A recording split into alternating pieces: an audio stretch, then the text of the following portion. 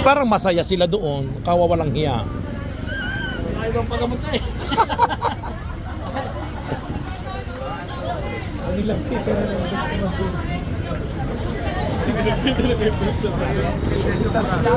Niloloko ko nga. Bakit nauna pa yung punerarya dito sa ambulansya?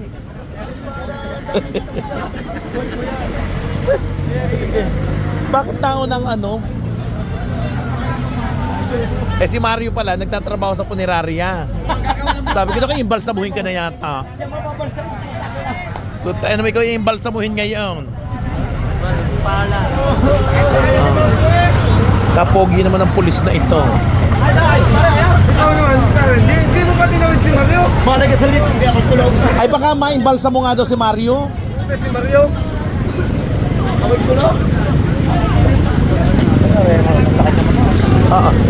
Nakamotor, tapos kami chumichismis. Nasa si Mario. Ayun, imbalsamuhin na.